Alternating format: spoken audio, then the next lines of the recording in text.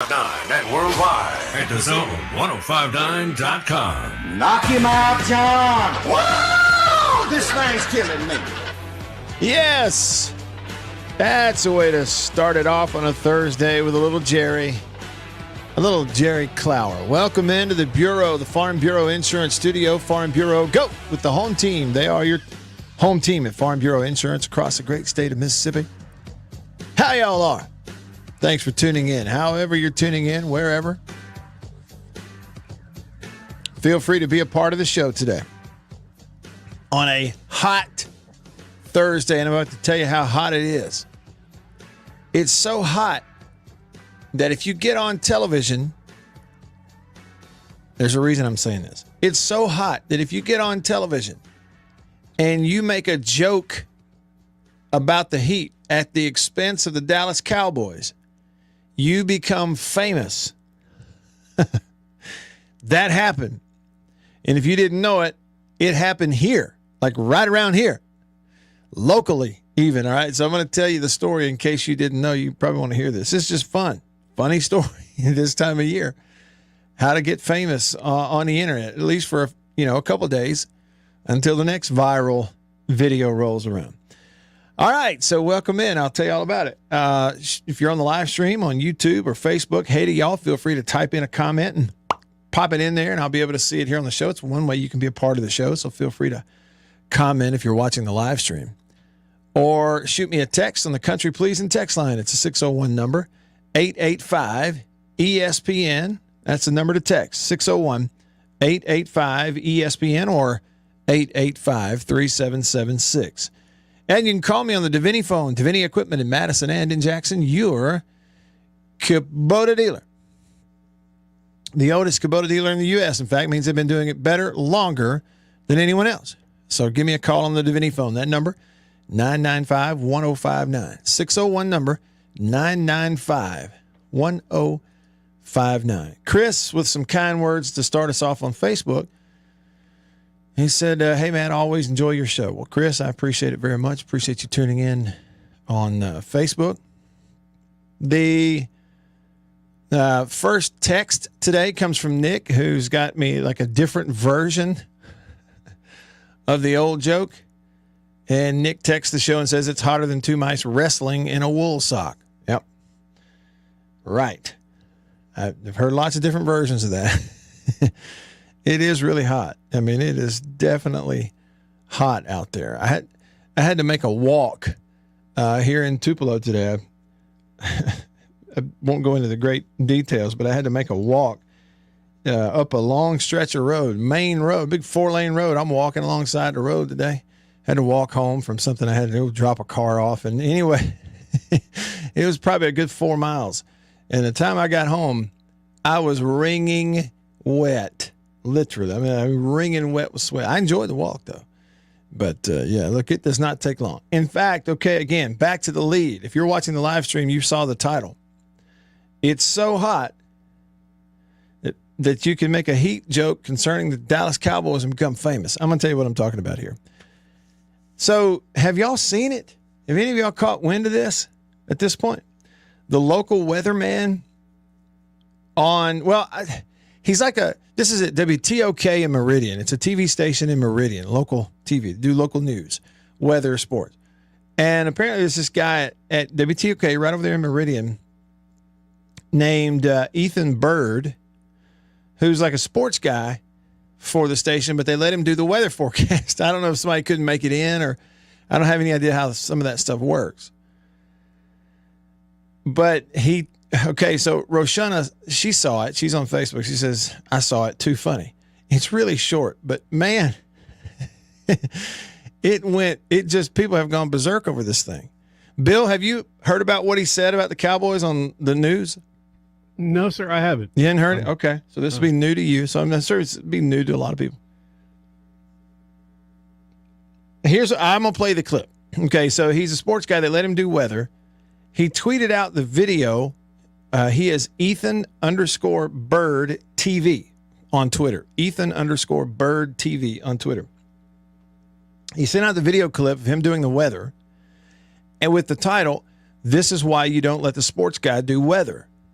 Here is the soundbite from his weather forecast. Now we look at our 10-day forecast. It's looking a little bit like those Dallas Cowboys, is peaking in the 90s. That's it. Well, Snoopy liked it. Snoopy really likes it, doesn't he? Yeah. The weather forecast, it's a little bit like the Cowboys. Peaking in the It's 90s. peaking in the 90s.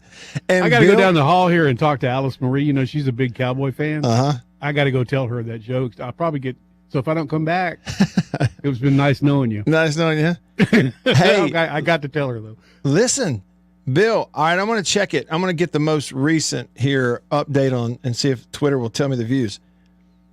The number of views. Oh, man. Here it is.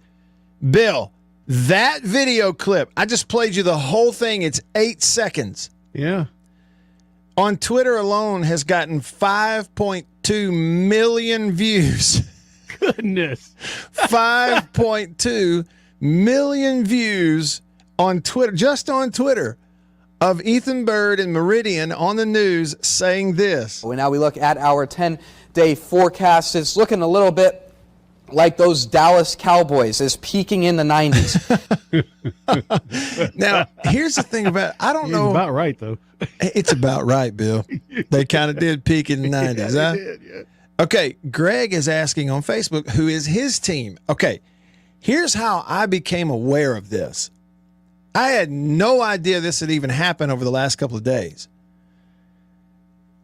Except I was on YouTube, I guess, last night, and, you know, YouTube will suggest videos for you to watch based on other stuff you have watched recently and how long you watched it. Well, I've been watching a lot of football stuff on YouTube, so it's suggesting sports content to me. Well, it just popped up in the suggested videos. I guess because other people who watch sports have been watching this video clip and stories about it. Well, it was Rich Eisen, his show that he does, a podcast and a radio show that Rich Eisen does, part of the NFL Network.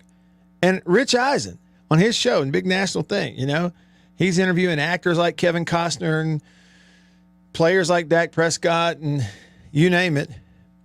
And he's doing a whole segment on his show yesterday about this kid doing the weather in Meridian, Mississippi. And he's saying, yeah, I mean, I guess it's hot in Mississippi. You know, everybody understands it's hot down there. The whole thing. This is people all over the country talking about this kid and his comment trolling the Cowboys on live television. Now we look at our 10-day forecast. It's looking a little bit like those Dallas Cowboys, is peaking in the 90s. Okay, and you asked Greg, who is his team? See, Rich Eisen and those guys, they even dove into Ethan's Twitter profile to try to figure out, okay, who is this guy?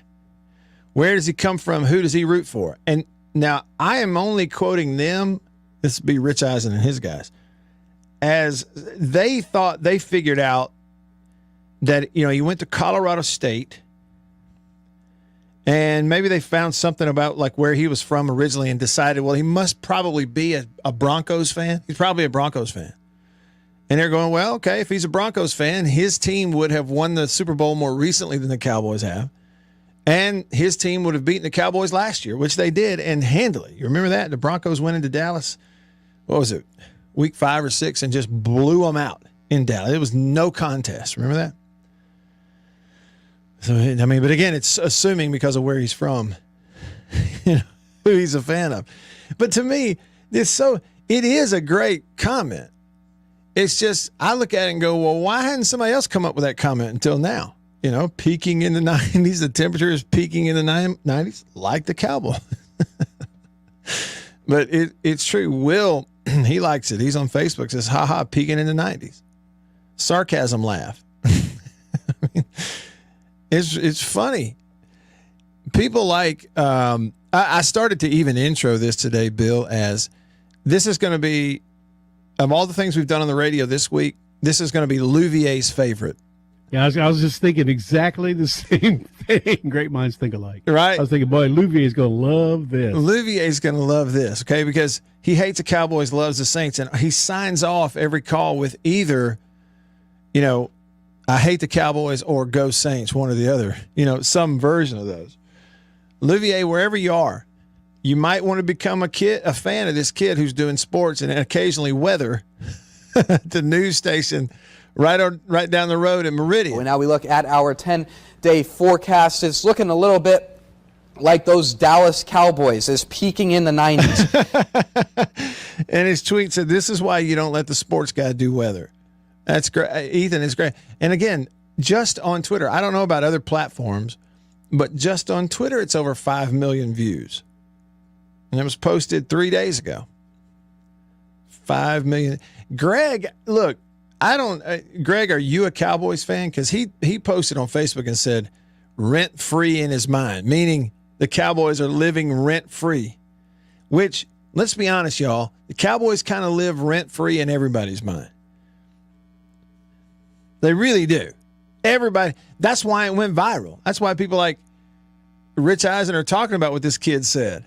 Okay, is because anything, just about anything regarding the Cowboys can move the needle.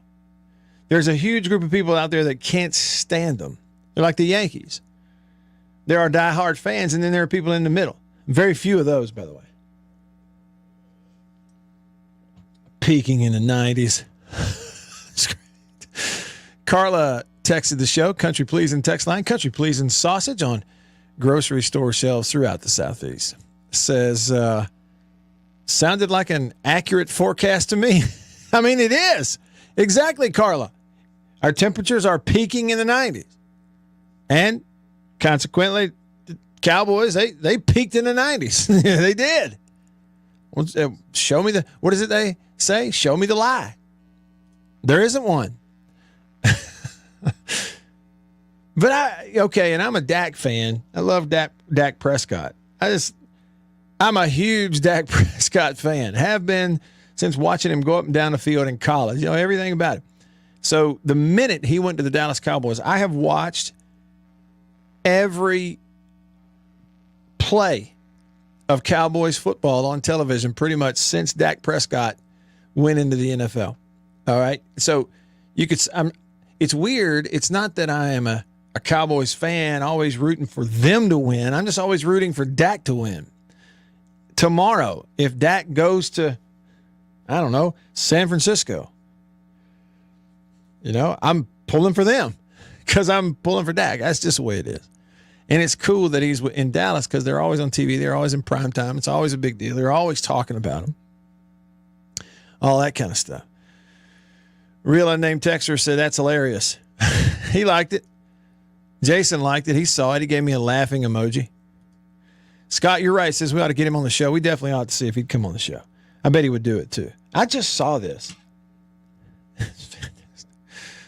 Nick says, ironically, the phrase rent-free peaked in the 90s also. Y'all are funny, man. Hey, but what about it now? What about it? Is it accurate? Okay, let's see here. Did they really? Here's what I'm saying. Did they really peak in the 90s or did they peak earlier?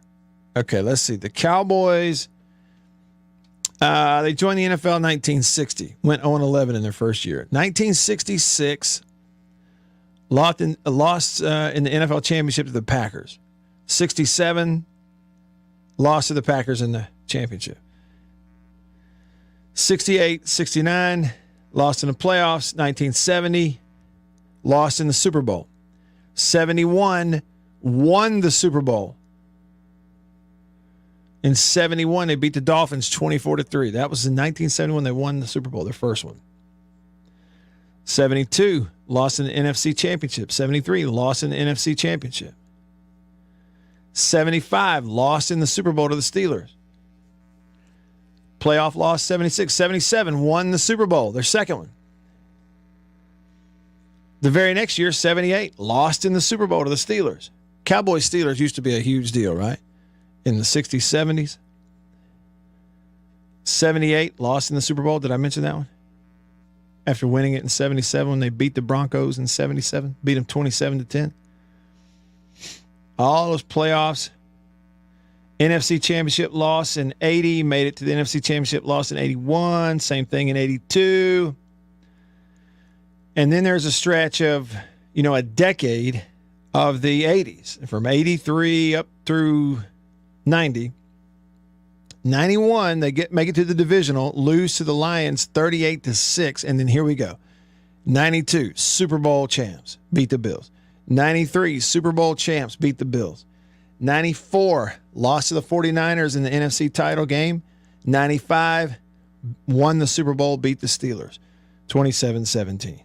And that's their last Super Bowl. But they won 3 Super Bowls in 4 years. So, yes, okay, there it is. Peaked in the 90s. You win 3 Super Bowls in 4 years.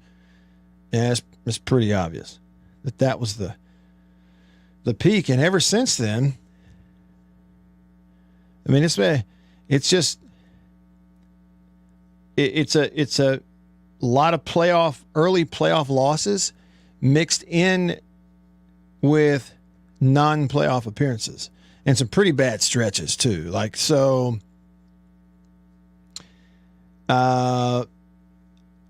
you look at, they won the Super Bowl in 95. The next year they lose in the divisional playoffs to the Panthers. And in 97, Switzer's last year as the head coach, they went 6-10, then you have a change. So in 98, Chan Gailey became the head coach for 2 years. Both years they lost in a wild card under Chan Gailey. He was only there 2 years. Then in comes Dave Campo as the head coach. 3 straight seasons under Dave Campo in 2000, 2001, and 2002, going 5-11 every year. 5-11, 5-11, 5-11. In comes Bill Parcells in 2003, coached them for 4 seasons. First year, lost a wild card. Second year, missed out on the playoffs, went 6-10. Third year, missed the playoffs, went 9-7. And Parcells' last year in Dallas, they made the playoffs at 9-7, but then lost in the wild card to the Seahawks, 21-20. That was in 06. In comes Wade Phillips as the head coach. 2007, they went 13-3, but lost to the Giants in the divisional round. That was 07. Missed the playoffs in 08.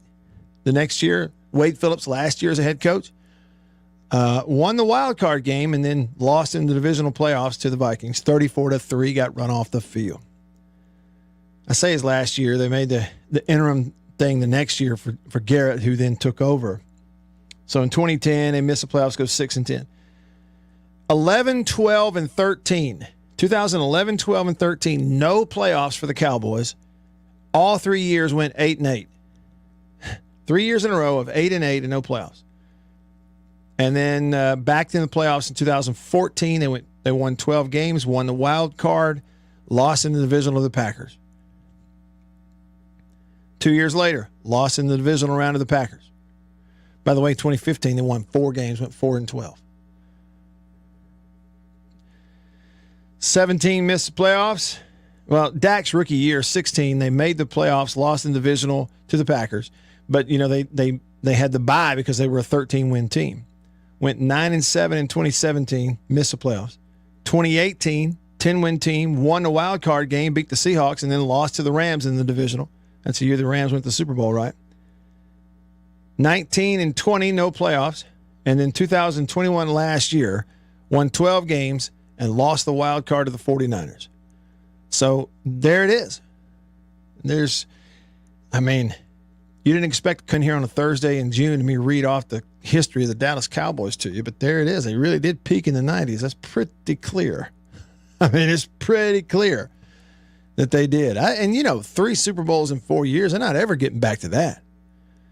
But getting back to a Super Bowl seems like it'd be huge for that fan base. And speaking of the Cowboys, did you see what they said about Dak the last couple of days? I'll just kind of put a bow on it this way. Hats off to the weatherman for giving us something to talk about. Now we look at our 10-day forecast. It's looking a little bit like those Dallas Cowboys is peaking in the 90s. Millions of views. Millions upon millions of views of that clip. Yeah, but it came out the last couple of days. With Dak Prescott a year removed or more from the fractured ankle that wiped out the end of the 2020 season, they want him to be more mobile this year.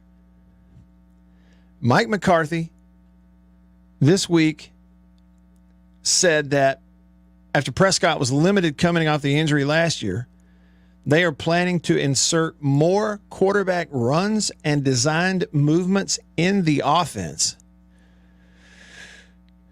How do you feel about that? Really, how do you feel about it? The quote from McCarthy, let's see, I think like anything, this is year 3 in the offense and the opportunity to move more potentially than he did in the past as far as what he's been asked to do. I think he's clearly, the thing that jumps out to me is his movement ability in the scramble drills and scramble situations is better. The way he activates scramble drills, he's got more reps at it. It's more natural to him, so he looks really good. I mean, I don't know. I hesitate.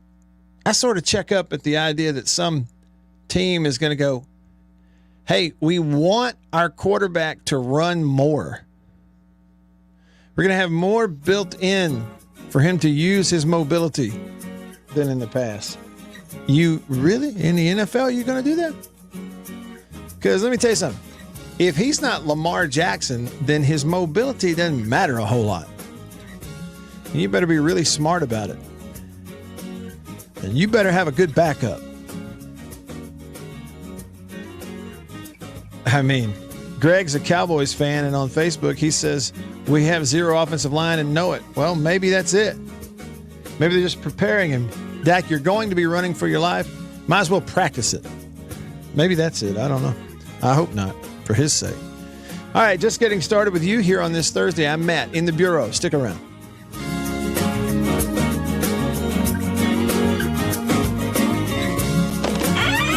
After these messages, we'll be right back. Get this handsomely designed Timex self-wind. Is priced at only $14.95. Hey guys, here at Davini, here's something we've got going on all our trailers. So we carry Orange Line, we carry Premier, we carry Performance, and we carry Texas Bragg. So all different sizes, shapes, configurations, from 20-foot trailers to dump trailers to 12-foot trailers, 10-foot trailers. We've got it all here at Davini. We not only sell trailers outright, but we also have a rent-to-own program. You guys could come in, 10% down, no credit check. You can leave out today with a trailer at a low price, monthly payment, no credit check at all. So you guys come check out our trailers. We have a lot of them here, and they're ready to go. In insurance, it's our job to handle storms. And though coronavirus is a storm different than most, the agents, adjusters, and employees at Farm Bureau Insurance stand ready to extend a hand, love our neighbors, and work earnestly to serve our customers and communities. Our mission hasn't changed, so our work does not stop. If you need us, call your local agent, use the claims hotline, or visit us online. Be safe, stay healthy, keep Mississippi strong, and go with the home team. I don't like to say house divided. I like to say we have best of both. Growing up in Alabama obviously puts college football in your lap at an early age. You know, you go to even preschool and kids are like, who do you pull for? Alabama or Auburn. So I was elected homecoming queen in the year 2000 at Ole Miss, and that was a really fun experience. It garnered a nickname for me from Matt. He calls me HQ, and I call him QB a lot. So my name's Matt Wyatt. I host the Matt Wyatt radio show and podcast, and I host it in a studio in my house, and I've been doing that now for about 3.5 years. We used to have cable. And the biggest issue was when there would be a disconnect, and at times it would do that. I'd be mid-sentence, we're in this big discussion about some ball game, and it's gone. Annabeth can tell you, my excitement was genuine when I started seeing the C-Spire trucks up and down the street. He was like a kid on Christmas morning. He's like, did you see that? C-Spire is in the neighborhood. So the day that he installed that, I started uploading. And I watched those 6 audio files go, I mean, just one after the other. And it's taken away a lot of these, the little stressors that would add up. And it's just made everything better. Thanks, Bill. Thank you very much. Thanks, homecoming queen. Good to see you. Country Pleasing Sausage. It's the best I've ever eaten, and I believe you'll feel the same way if you try it. Some of my favorite flavors are jalapeno and cheddar, pepper jack and green onion, and of course the original smoked sausage flavor. Look for Country Pleasing in grocery stores and Walmart all over the Southeast and online at countrypleasing.com. New King James Bible, Matthew chapter 4. What is a follower of Jesus? Matthew chapter 4, 18 and 19. Terry Fant, the pastor at Hickory Ridge, said this, and I think he's exactly right. Verse 18, and Jesus, walking by the Sea of Galilee, saw two brothers, Simon called Peter, and Andrew his brother, casting a net into the sea, for they were fishermen. Then he said to them, follow me, and I will make you fishers of men. They immediately left their nets and followed him. Follow me, and I will make you fishers of men. So if you and I are following Jesus, what does it mean to be a follower of Jesus? We're following his teachings. We're studying that. We look to him for everything. We understand who he is, the magnitude of what he is and what he's done for us. But he says, follow me, and I will make you fishers of men. And kind of like Terry said, if you're not fishing, you're really not following. Think on that today. On 1059 and coming to you worldwide at thezone1059.com. Back with you. Sven said Jerry Jones and McCarthy are a bad duo at the top. Yeah, they got a lot to do better. One of those things been there longer than the other, though. For sure. Sven, I agree. He says if a quarterback runs, he's at a risk to get hurt. Yeah. You know, I mean, just if we're being practical here, there's a way to do it and a way not to do it. Being very choosy. Red zone goal line stuff. You know, there's some read stuff you can build in, and you can trust Dak to move around and run. Whereas there's some you can't, you know, so you figure out a way to use it. Maybe it gives you a different thing down there. You know, it could be more when there's always a possibility of a quarterback keeping a football and running as you're reading that edge man on the line of scrimmage stuff. There's always a chance it allows you to get more punch in touchdowns on the 1-2 yard line from a guy like Ezekiel Elliott because they have to respect the fact that the quarterback may keep the ball. So anyway, yeah, there's part of it. All right, shoot me a text. Country Pleasing text line, 885-ESPN. It's a 601 number, 885-ESPN or 885-3776. Next Gen Reb on the text says, speaking of forecasts, chance for rain at 4 a.m. when I was leaving the house this morning. I chose to take the truck instead of the motorcycle. Rain disappears. So I'll take credit for that. Thank you. Yeah, it depends if you need rain or not, though, right? Next Gen Reb.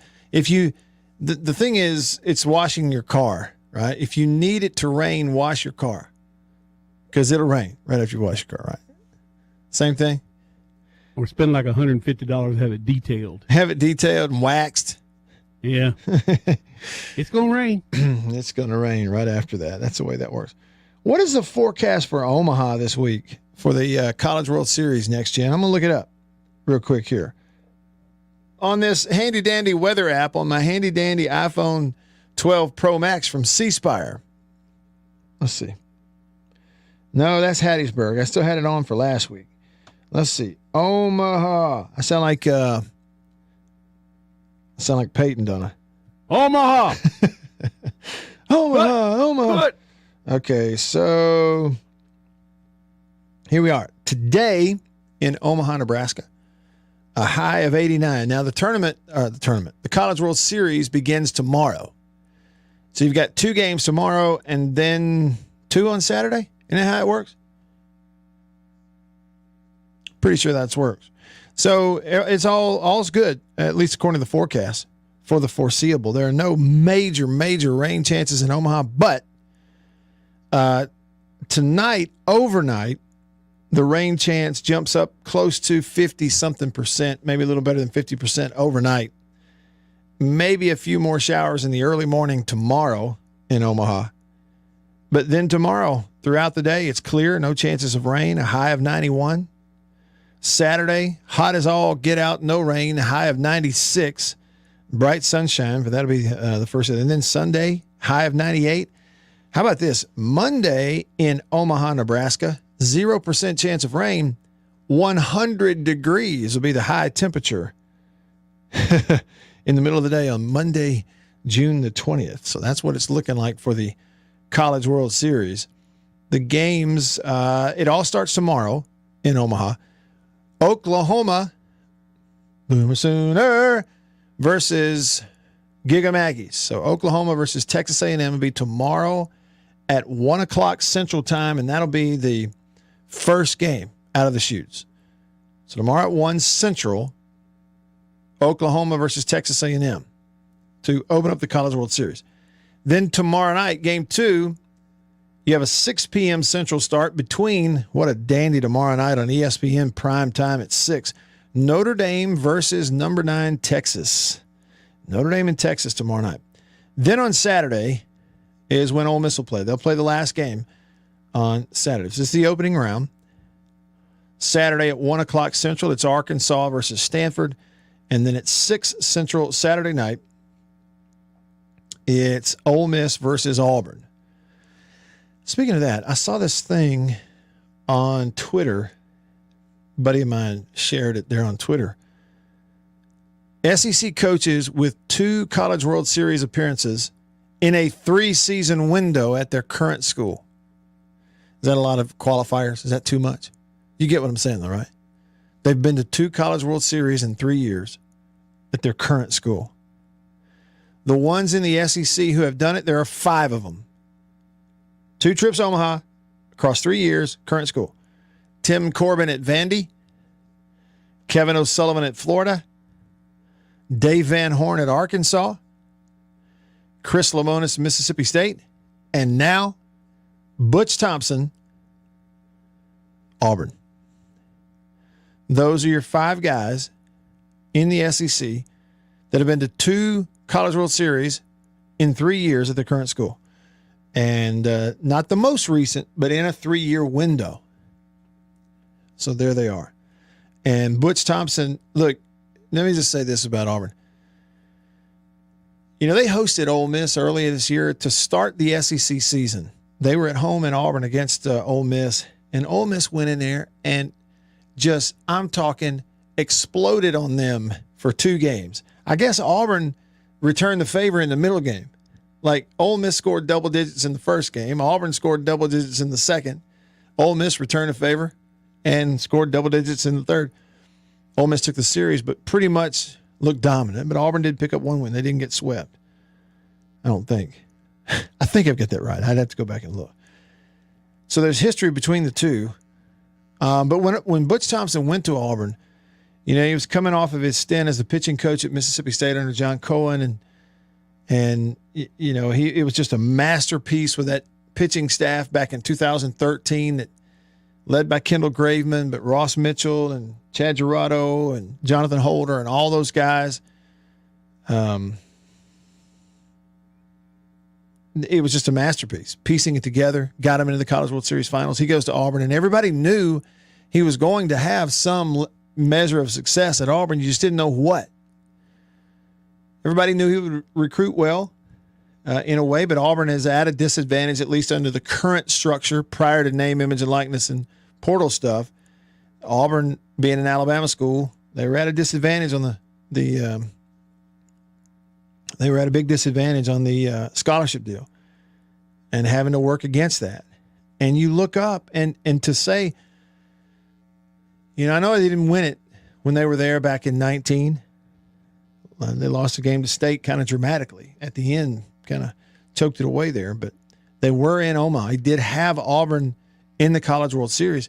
And to say if you'd known when he got the job that he was going to have a stretch here where across 3 years he's going to Omaha twice, even those of us who knew he was going to have some success, I don't know that anybody would have predicted that kind of success. Getting to Omaha is a big deal. Getting there and being one of the last 8 is a big deal. It's incredibly hard to do. And getting there and doing it's a big deal, let alone doing it twice in 3 years at a place like Auburn. That's a big deal, man. And so proud for him. And that's what Ole Miss is up against, is a really good coach. But Ole Miss got a really good coach too. And he's proven that this year. Just baseball is so crazy. Remember what Mike Bianco saying? In 22 years, this is the only team that he's ever had that sunk as low as 7-14 in league play. It's the only one that's ever gotten that bad off, 7-14. Oh, by the way, it's one of 2 teams he's ever had that actually punched a ticket to Omaha. Baseball is just crazy in that way. And I don't know how you would, I was thinking about this last night. Y'all may have a different feeling. It's really hard to sort of,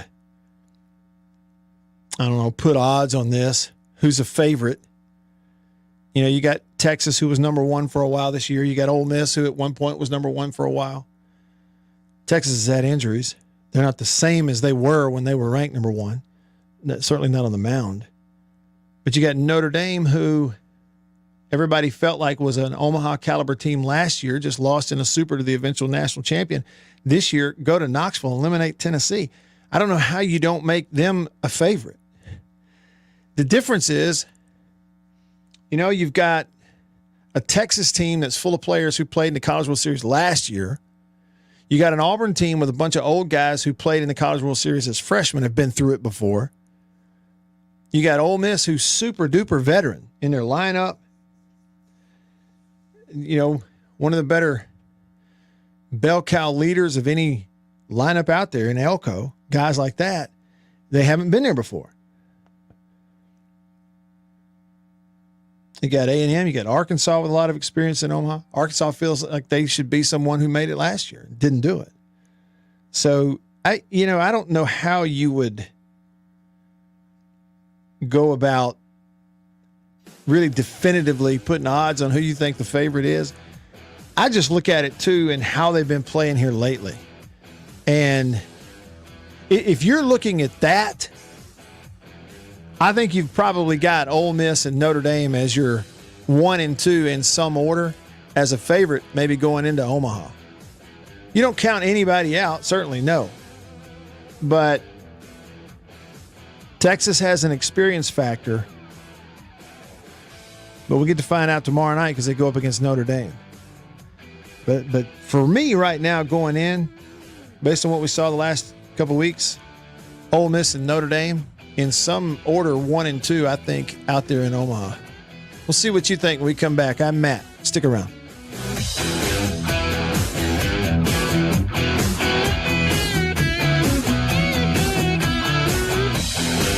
After these messages, we'll be right back. A better way to put words on paper.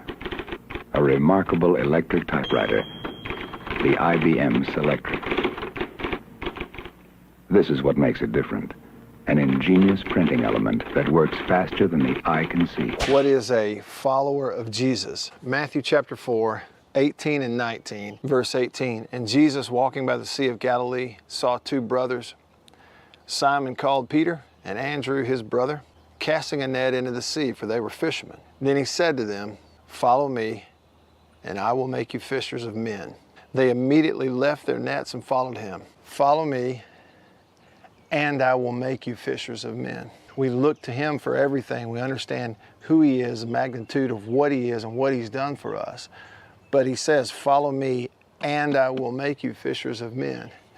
And kind of like Terry said, if you're not fishing, you're really not following. Think on that today. The IBM Selectric is versatile too.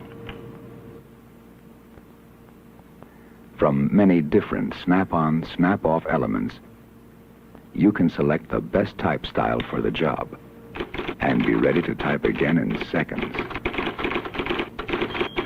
Country pleasing sausage. It's the best I've ever eaten, and I believe you'll feel the same way if you try it. Some of my favorite flavors are jalapeno and cheddar, pepper jack and green onion, and of course the original smoked sausage flavor. Look for Country Pleasing in grocery stores and Walmart all over the Southeast and online at countrypleasing.com. My favorite coffee in the world is from High Point Roasters in New Albany, Mississippi. My friend Dan, the coffee man, and his crew keep me caffeinated with the best flavors and blends that you're going to find anywhere, like Campfire Blend, Magnolia, and the classic New Albany blend. Try it. Go to highpointroasters.com today and order some. You won't regret it. Hey guys, it's Jonathan over here at Davini. Just going to show you a new tractor we just got in. So not only do we offer a full line of Kubota, New Highland, Toro, new equipment, we also carry lots of used stuff. So we just got this one in. This is a Kubota M7060 low hours. Even got Bigfoot on the side of it. Not only new stuff, we do carry a lot of used equipment that goes through our shop, save some money, from buying something new. But check us out on our website, www.davini.com. We keep a full list of everything we've got used on there, as well as some new specials too. But yeah, check us out, man. Check us out if you guys are looking for something used. After these messages, we'll be right back. In insurance, it's our job to handle storms. And though coronavirus is a storm different than most, the agents, adjusters, and employees at Farm Bureau Insurance stand ready to extend a hand, love our neighbors, and work earnestly to serve our customers and communities. Our mission hasn't changed, so our work does not stop. If you need us, call your local agent, use the claims hotline, or visit us online. Be safe, stay healthy, keep Mississippi strong, and go with the home team. My name's Matt Wyatt. I host the Matt Wyatt radio show and podcast, and I host it in a studio in my house, and I've been doing that now for about 3.5 years. We used to have cable, and the biggest issue was when there would be a disconnect, and at times it would do that.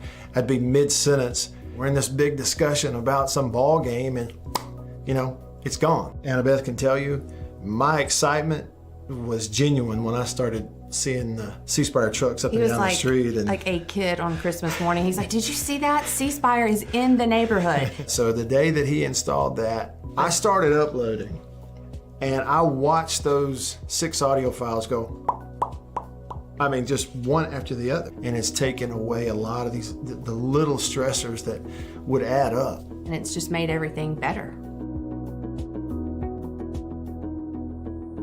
Thanks, Bill. Thank you very much. Thanks, Homecoming Queen. Good to see you. Why at thezone1059.com.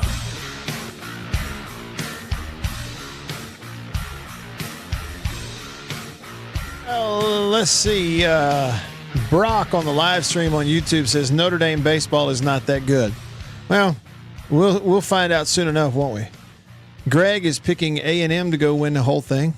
They're all good once you get out there, aren't they? For sure. They're all good. Denzel texted the show and he said a couple of things. Don't count out Stanford. They were at the College World Series last year and returned most of those guys that were there last year. And then number 2, he says Ivan Melendez ball that he hit on that Friday night against State in the rain still hasn't landed yet. And that dude tattooed that ball. And he has tattooed a bunch of them this year for Texas for sure. All right, on the Davini Equipment phone line, Next Gen Reb patiently waiting on line 1. Thanks for calling, Next Gen. What's up? Hey, Matt, I was going to tell you kind of a little funny that I saw on Twitter the other day when you were talking about Mr. Omaha himself.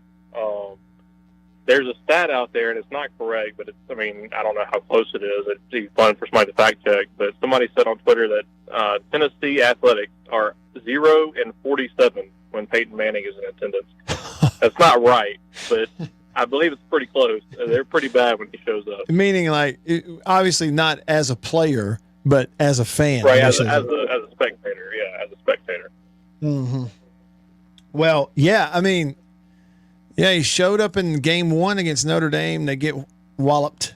He's not there in game 2, and Tennessee did the walloping. And, I don't know whether he was there on the 3rd game or not, but I think Notre Dame's really good. I think they proved it.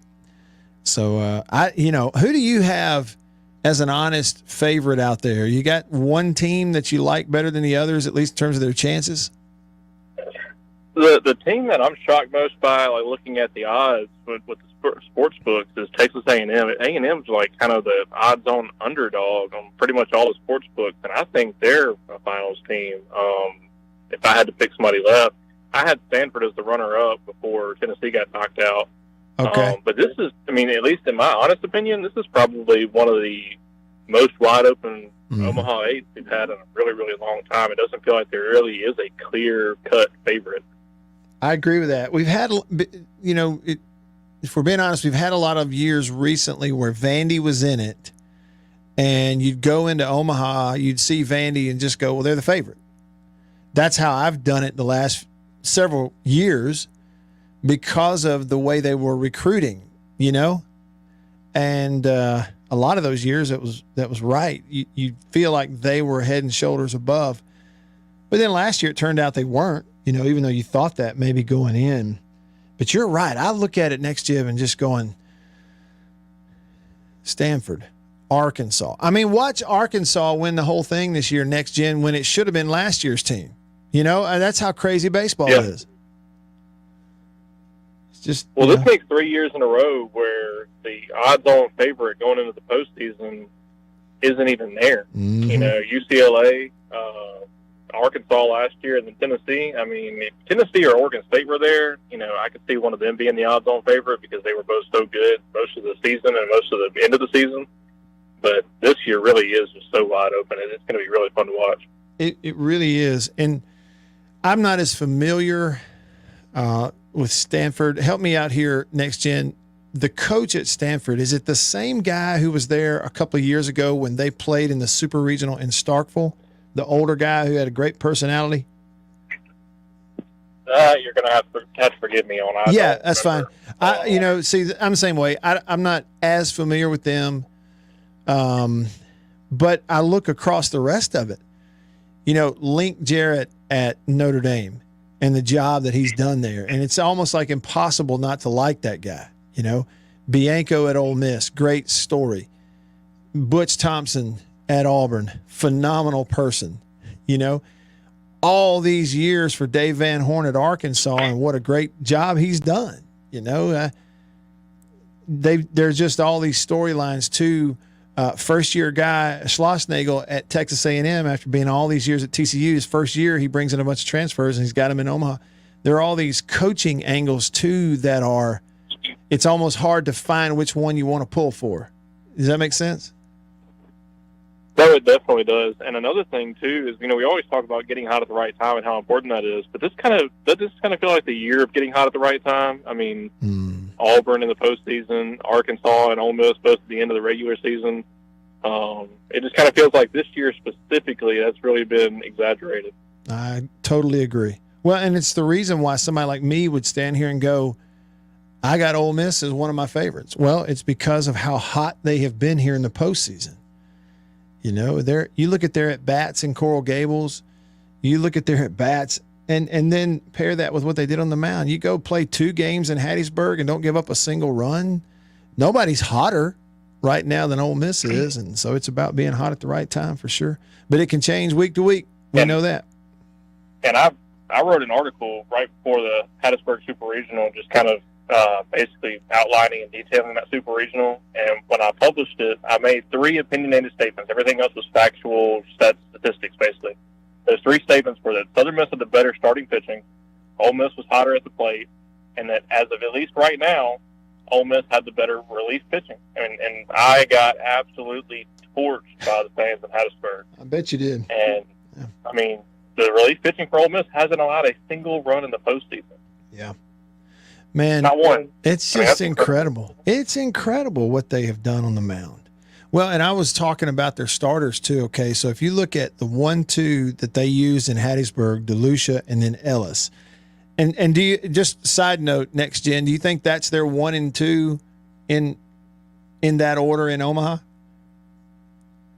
Yeah, it's kind of felt that way ever since basically the run started, and I guess right before the LSU series. So I think that's probably going to be, 1 is DeLucia and 2 is Elliott. Elliott's probably the best pitcher on the team right now, but he's still into that Saturday role, and I think he'll probably stay in those game 2 role. Well, and pardon me, I said Ellis, but Elliott's what I meant. So, and one's a righty, so DeLucia a righty, Elliott's a left. And neither of them throws that hard. Neither of them are 96, 97, but neither of them throws anything straight. Everything out of the right-handed DeLucia is moving all over the place. And what impresses me is what he does with 2 strikes is how he, if he wants to just barely touch the top string of that strike zone, man, he hits that location every time. He's been so consistent, getting swings and misses. Nobody can put a fat part of the barrel on it because the ball's moving all over the place, everything he throws. And then they come back with a lefty the next day in Elliott, and he's the same way. He throws this big breaking ball, and that big swooping curveball, I'm not so sure it's harder, that it isn't harder on right-handers than it is lefties coming back door because they can't offer at it, and they sit there and watch it all day for a strike. They're going to be tough. They really are, because they're going to have all these people, all these arms in Omaha that are throwing 96, 97, and Ole Miss isn't doing that. They're coming at you a different way. It's going to be fun to watch. And the command you talk about is what made those 2 guys so good because, like you said, they don't throw really, really hard. But, I mean, the strikeout-to-walk ratio numbers are incredible. They don't just throw a ton of strikeouts, but they don't hardly walk anybody. And so that's been a big, big plus at the beginning of that order. So you keep down on pitch count a lot doing that too. Okay, so I'm going to test you here. Who's the best fielding team? Who's the best defensive team in Omaha this week? Well, it's not Ole Miss, I'll tell you that. They have been good recently. You think, I probably got to go Stanford. I mean, that's kind of the West Coast brand of baseball. They, are fundamentally really, really good. Probably Stanford, yeah. That's going to be my pick. Well, I feel like we learned last year, like firsthand experience. I had always heard Next Gen, people would go, hey, the most underrated part of winning games in Omaha is how well and how consistently you field it, that, and how good you are up the middle and how many balls you can track down in that big outfield. And then you'd always hear that and you go, well, that's just people just trying to be smart. But then you watch State, and so much of what they were doing, yes, they're hitting the ball, scoring some runs last year, but so much of it is they were so good defensively. Like, at short, Cam James probably had his best week as a third baseman all year long in Omaha last year, not to mention Forsythe at shortstop. And so that may give maybe you're talking me into Stanford should be favored in this thing. Maybe that's it. Well, and correct me if I'm wrong, but wasn't State really, really bad in fielding before Omaha? Well, they just didn't. They spent a good portion of the year not knowing who was what is the thing. It wasn't that they had horrible numbers. It's just that they had a big portion of the year where they moved Cam James, around. They had a big portion of the year where they're trying to figure out who the shortstop is, a little bit like last year, and they moved some people around. And then also last year was the whole first base thing, because you had Josh Hatcher, who was supposed to maybe be your first baseman, but he wasn't hitting, and they moved the backup catcher Hancock to first. Yeah, so they had all of that up in the air stuff all year long, and then get to Omaha, and we're like fielding it like Ozzie and the Cardinals from the 80s. It was incredible. Hey, it's good to talk baseball with you, Next Gen. Looking forward to tomorrow. Thank you. He called in the show as a caller on the Davini Equipment phone line, and then I basically interviewed him. Next Gen Rev, he's a part of the folks at CWS 247. I appreciate you fielding my questions. So we'll hit team number 79 in the countdown of 90 teams, college football that is, coming up in hour 2. Stick around.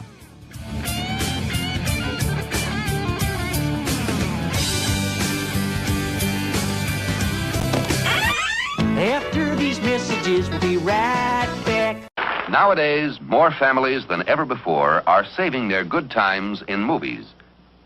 And now Kodak has made showing your movies even easier with the new Brownie automatic movie projectors. If you see me wearing a Mississippi State hat or shirt, maybe the classic M/S logo or the retro walking bully, it most likely came from the MSU Golf Course Pro Shop. They have the best stuff and the widest selection of gear that I've found for State fans. So go by and see them on Highway 182 or call them at 325-3028. They are Hail State GC on Twitter and Instagram. They thread themselves automatically. Watch. Right onto the take-up reel. With this model, you can stop the action or reverse it like this. for crowd-pleasing comedy effects. I don't like to say house divided. I like to say we have best of both. Growing up in Alabama obviously puts college football in your lap at an early age. You know, you go to even preschool and kids are like, who do you pull for? Alabama or Auburn. So I was elected homecoming queen in the year 2000 at Ole Miss, and that was a really fun experience. It garnered a nickname for me from Matt. He calls me HQ, so, and I call him QB a lot, so. My name's Matt Wyatt. I host the Matt Wyatt radio show and podcast, and I host it in a studio in my house, and I've been doing that now for about 3.5 years. We used to have cable, and the biggest issue was when there would be a disconnect, and at times it would do that.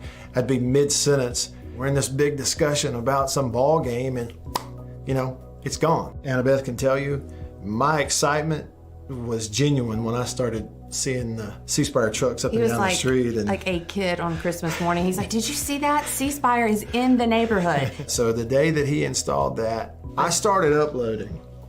And I watched those 6 audio files go, I mean, just one after the other. And it's taken away a lot of these, the little stressors that would add up. And it's just made everything better.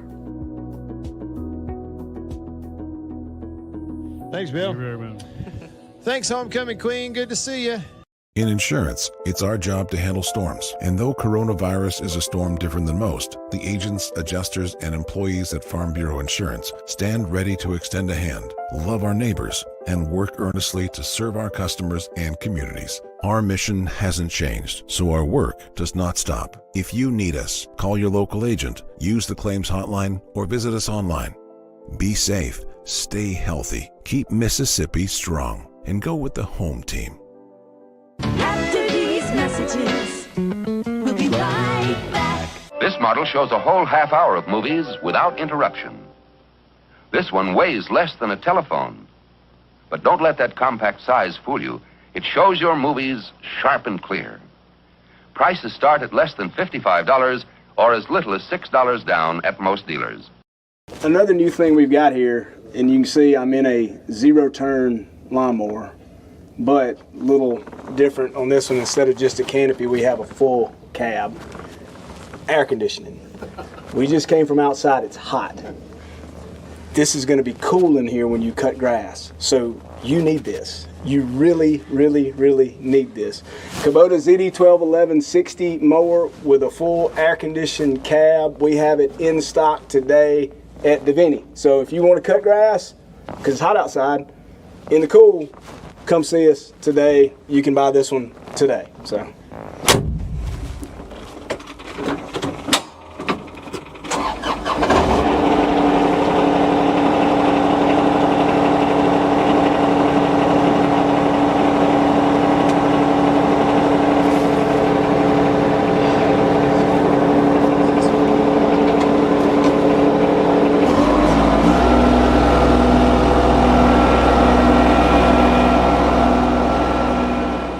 What is a follower of Jesus? Matthew chapter 4, 18 and 19, verse 18. And Jesus, walking by the Sea of Galilee, saw 2 brothers, Simon called Peter, and Andrew his brother, casting a net into the sea, for they were fishermen. Then he said to them, follow me, and I will make you fishers of men.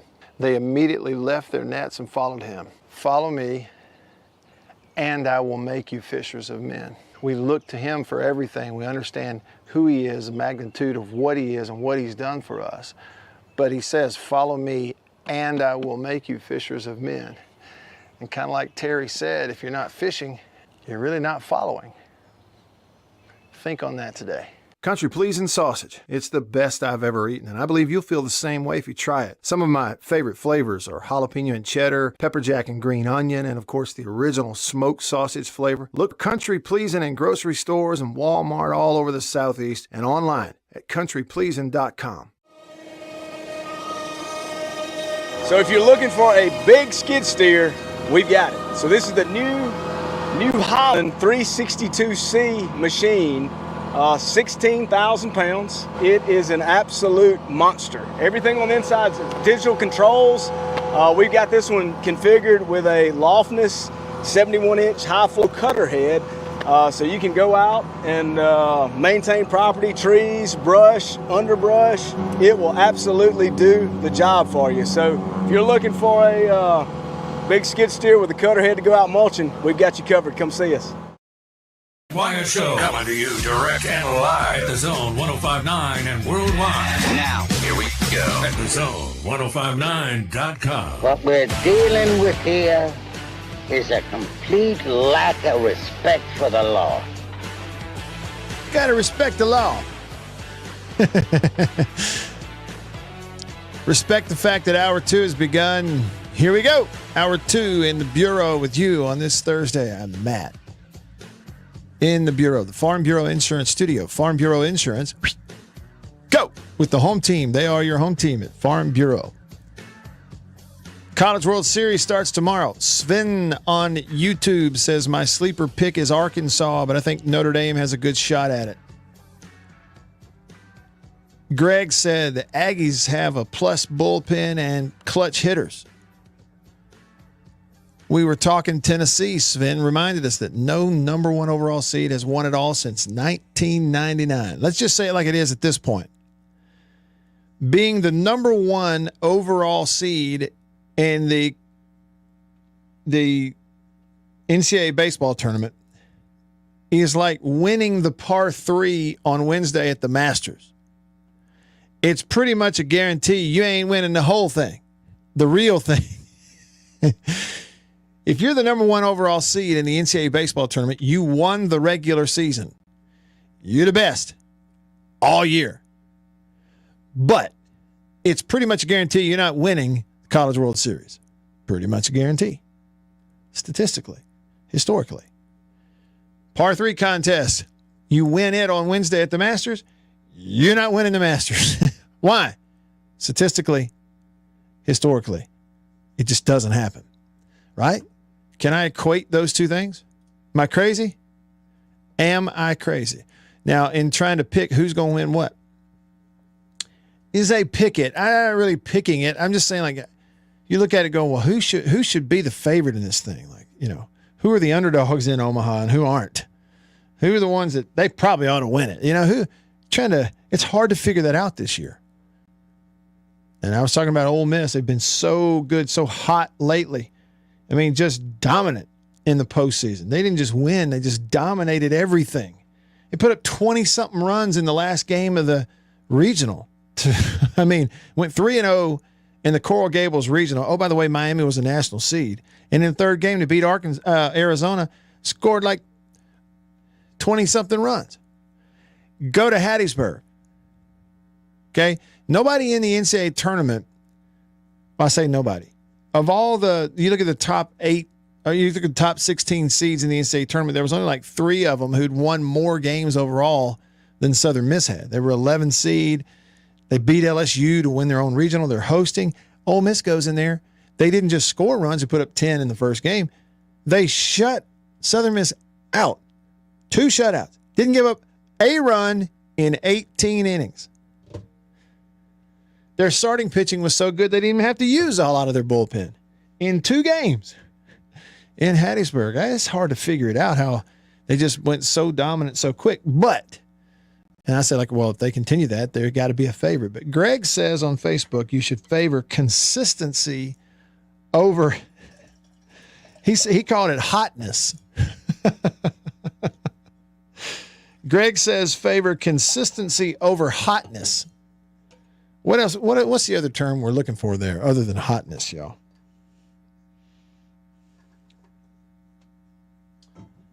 Is that also good advice for dating? I think it is, isn't it? It's not just baseball in the postseason, Greg. Okay, this is also relationships.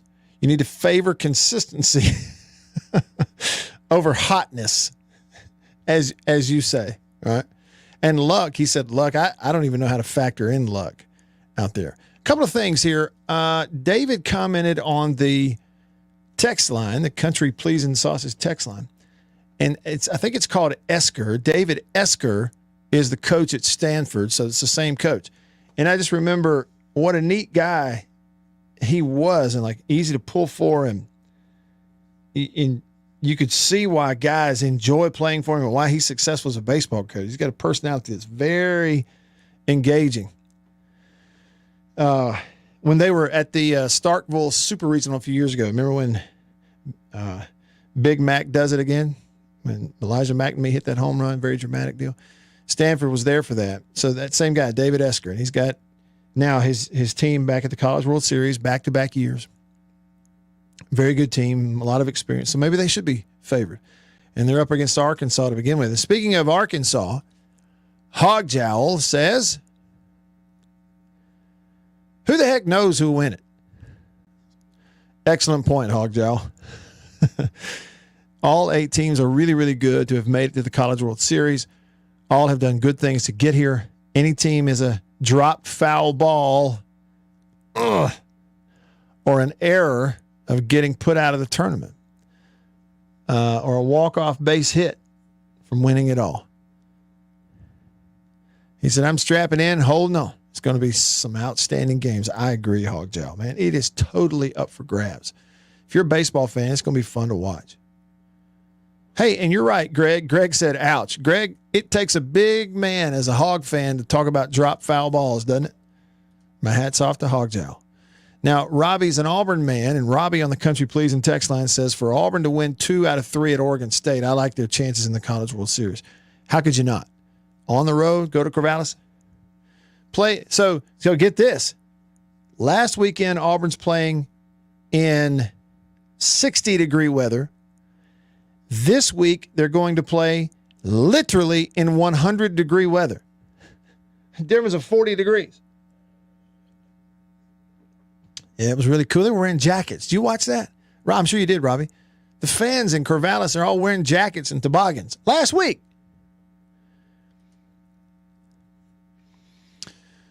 Flowwood Reb texts the show and says, I know what you're trying to do, Matt. You're trying to jinx us, talking so good about the Rebs. No, I'm not. Now, if it turns out, Flowwood Reb, that I have the power to start jinxing people and things and teams, then you better look out. And the Broncos better look out too. Better look out. And the Dodgers.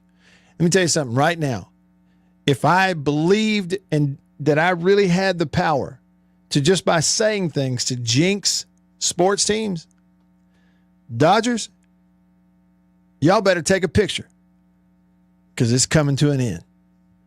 You hear me? And Tom Brady, it's over. Sick of you. And I kind of like Tom Brady. And I've enjoyed watching him play over the years. But it's like too much. It's too much. Okay, when I can't watch, for the last 6 months, I can't watch a YouTube video without a Tom Brady commercial popping up ahead of time. And I'm having to skip. It's too much. That's one of those things. They spent too much on advertising. I know that's taboo in my line of work, but I'm just saying you can go too far to the point that it's overkill and it's actually making me hate you. Don't go overboard.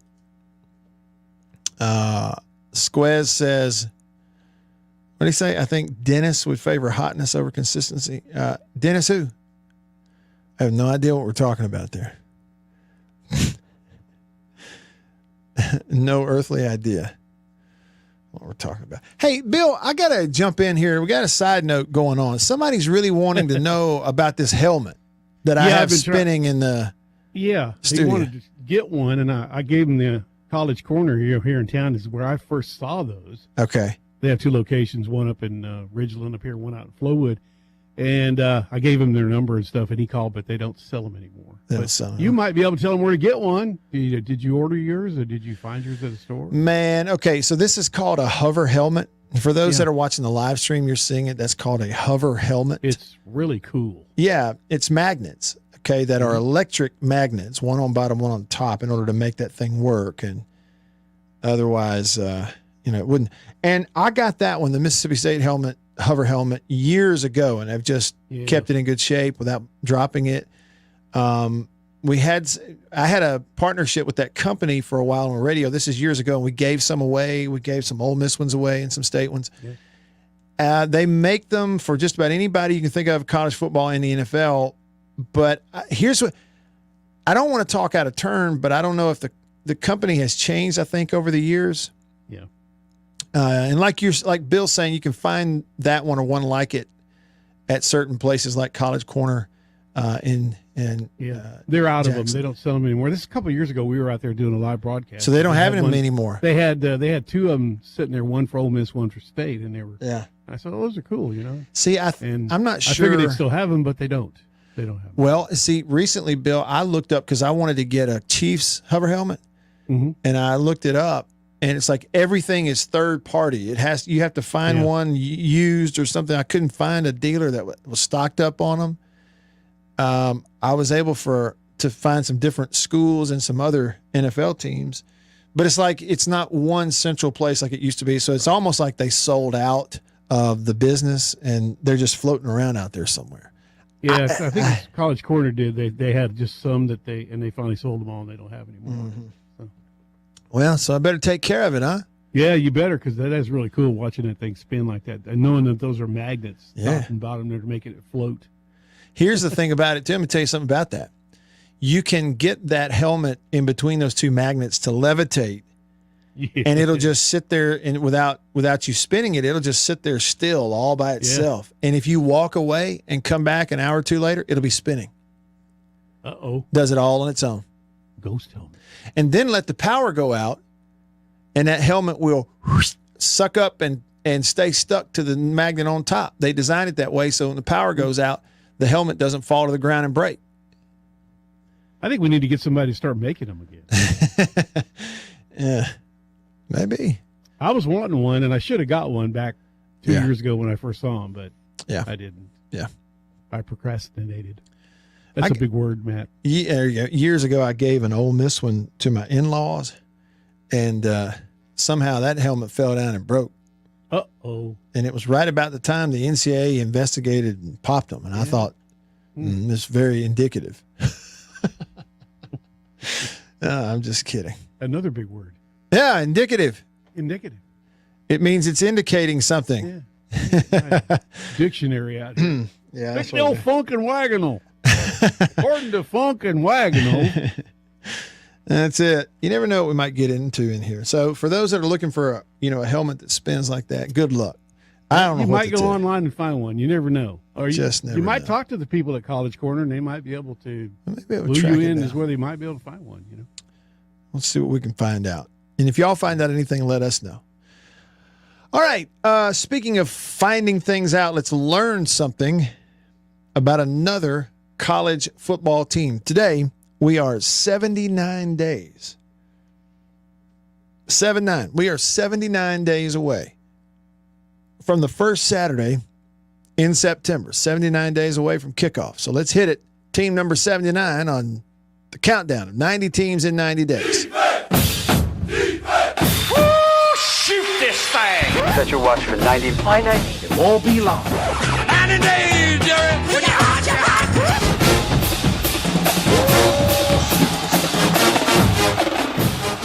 Here we go. Team number 79 on the countdown is from the Pac-12.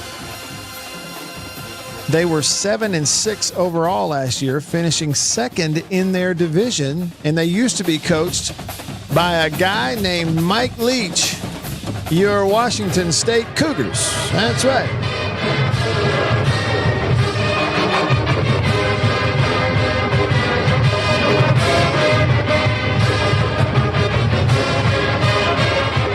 That's a Washington State fight song. I don't know the words. Yeah, Washington State finished last year 7-6, but they were 6-3 in the pack. That means they lost 3 non-conference games. Who'd they play in a non-con? That's what I want to know. They were 7-6, and that finished them second in the Pac-12 North Division behind Oregon. So not bad at all, huh? What about their schedule? Let's find out who they lost to in the non-conference. Let's find out.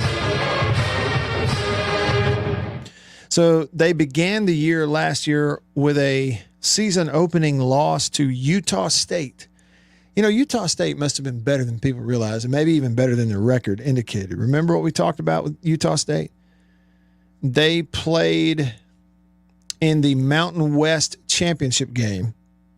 And so even though it was San Diego State who had won all those games in the regular, they were 11-1 in the regular season.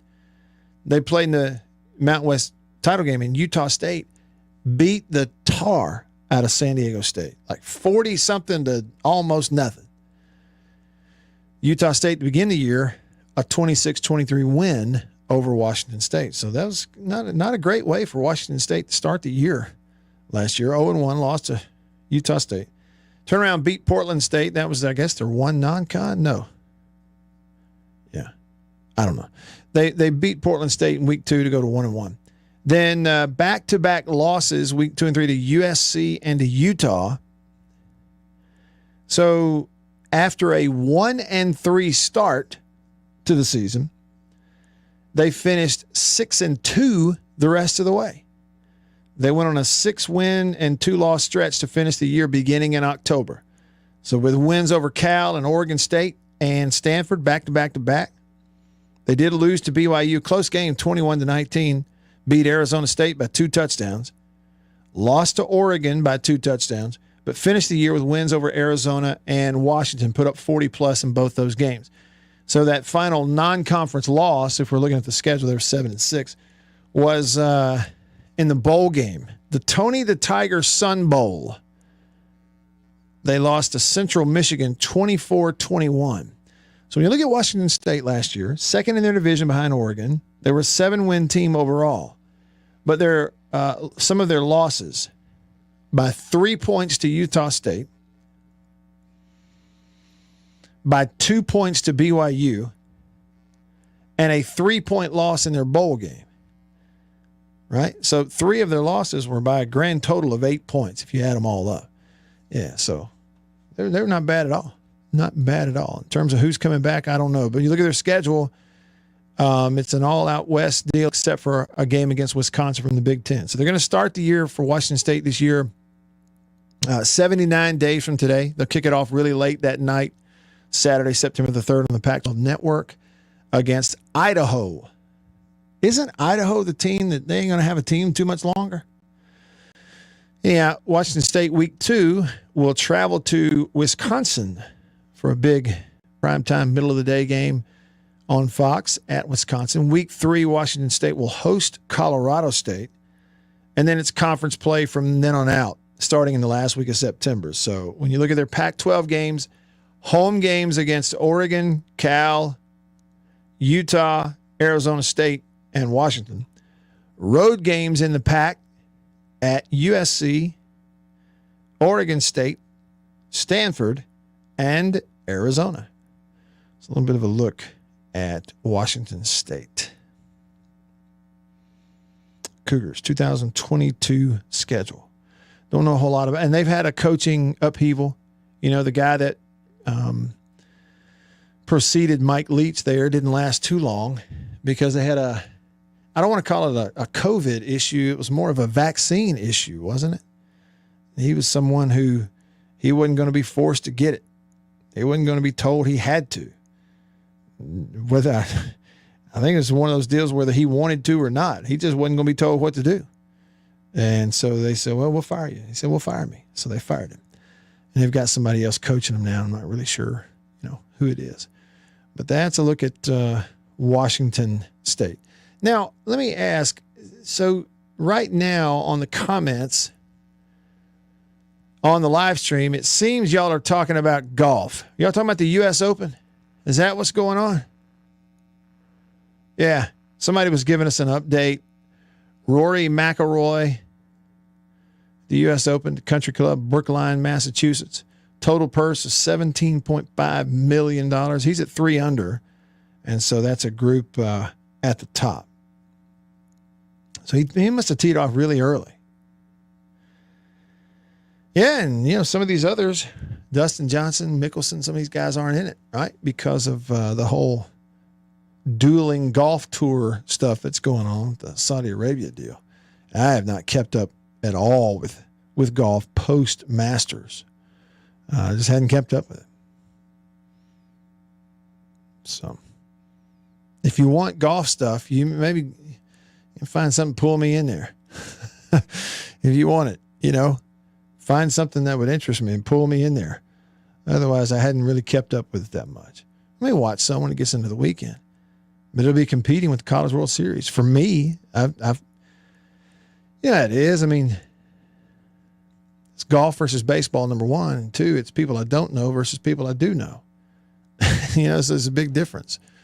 Denzel said, no, the LIV guys are playing in the U.S. Open. The USGA said they would be allowed this year. Oh, they are?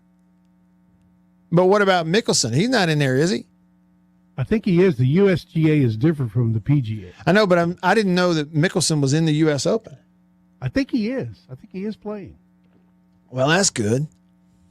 See how little I'm not sure I've about that now, but I think he is. I'll take your word for it. It's not like I'm going to take a whip out and strike you with it if you're wrong. Don't hit me. It just shows you how little I've actually kept up with. Denzel just answered the question. Okay, so Phil is playing. What about Tiger? Hey, look at this. See, I'm back into this mode again where every now and then we do this and something will come up I know nothing about. And instead of giving out information on the radio show, I ask for information on the radio show. Come on, Matt. You ask and you shall receive. I hope so. Is Tiger playing? That's all I really need to know.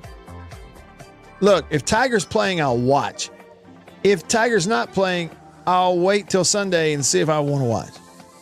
Isn't that terrible? Phil's at +1. All right, it's early. It's just getting started. It's Thursday. It's just Thursday. I'm Matt in the Bureau. Farm Bureau Insurance Studio. Stick around.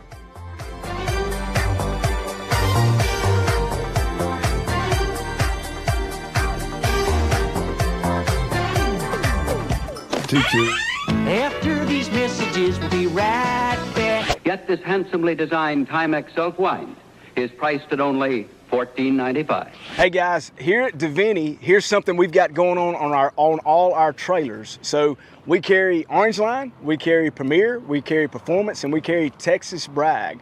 So all different sizes, shapes, configurations, from 20-foot trailers to dump trailers to 12-foot trailers, 10-foot trailers, we've got it all here at Davini. We not only sell trailers outright, but we also have a rent-to-own program. You guys could come in, 10% down, no credit check. You can leave out today with a trailer at a low price, monthly payment, no credit check at all. So you guys come check out our trailers. We have a lot of them here, and they're ready to go. In insurance, it's our job to handle storms. And though coronavirus is a storm different than most, the agents, adjusters, and employees at Farm Bureau Insurance stand ready to extend a hand, love our neighbors, and work earnestly to serve our customers and communities. Our mission hasn't changed, so our work does not stop. If you need us, call your local agent, use the claims hotline, or visit us online. Be safe, stay healthy, keep Mississippi strong, and go with the home team. I don't like to say house divided. I like to say we have best of both. Growing up in Alabama obviously puts college football in your lap at an early age. You go to even preschool and kids are like, who do you pull for?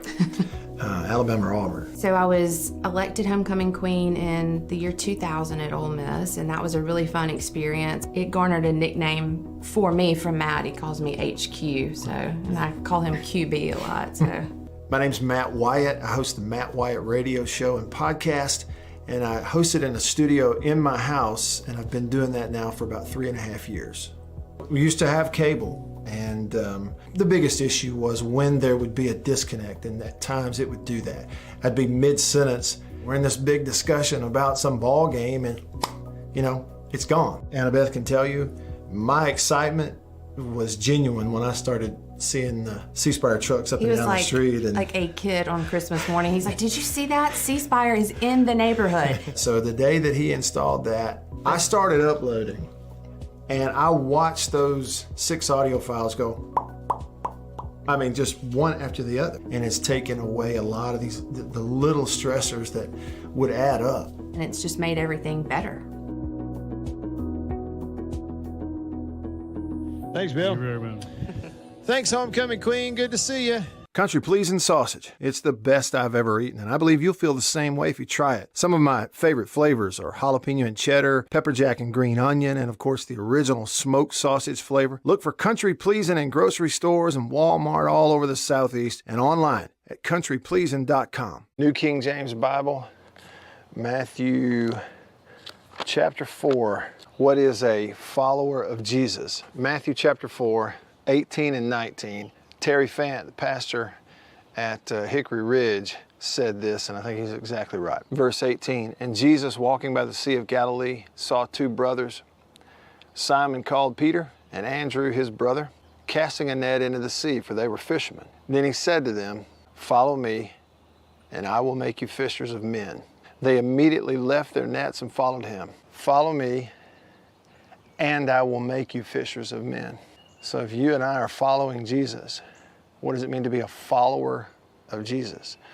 We're following his teachings. We're studying that. We look to him for everything. We understand who he is, the magnitude of what he is and what he's done for us.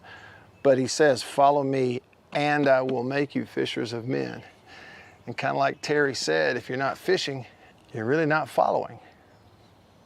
Think on that today. All right. Back with you. I'm Matt. Tiger's not playing in the U.S. Open. Denzel gave me the details, the deets. He said he wants to take time to heal, but his plan is to play the Open at the old course at St. Andrews. Okay. Got to take some time to heal up. Hey, not related, but speaking of healing up, did y'all see this story? Try this one on for size. New Orleans Saints defensive end Marcus Davenport had a portion of his left pinky finger amputated this offseason after breaking a plate from a previous surgery and experiencing an infection. He also had surgery on his right shoulder in January. He's hoping to be healthy for training camp. The finger issue threw an unexpected wrench into his timetable. Davenport, defensive end, New Orleans Saints, said the pinky has been a nagging issue since he first tore ligaments in it during his junior year in college at Texas San Antonio back in 2016 in a bowl game. It became significantly bent over time. He finally had it surgically repaired in 2021, last year. But then the plate that was in there, inserted, broke. He had to have 3 more surgeries, ultimately resulting in the amputation. Davenport doesn't believe the amputated pinky will affect his performance, noting that he had already learned to adjust to the bent finger. It's not funny, man. Stop. He insisted that he has maintained a positive attitude throughout another injury-plagued offseason. 6'6", 265, former first-round pick.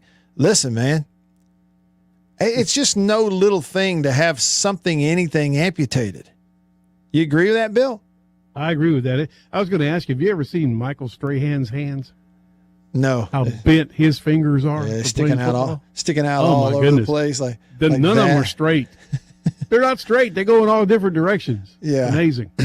So you can see why that would be a problem, having a pinky messed up. I mean, what would go through your mind and heart? Okay, if you just really put yourself in his shoes and you sit there and the doctor comes in and goes, okay, listen, hey, that finger right there got an infection in it and you got a problem. And listen, you're going to have it amputated. We're going to cut it off. I mean, what would...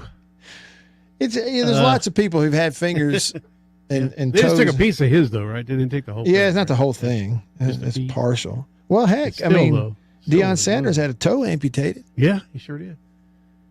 That's just a whole different deal. Yeah.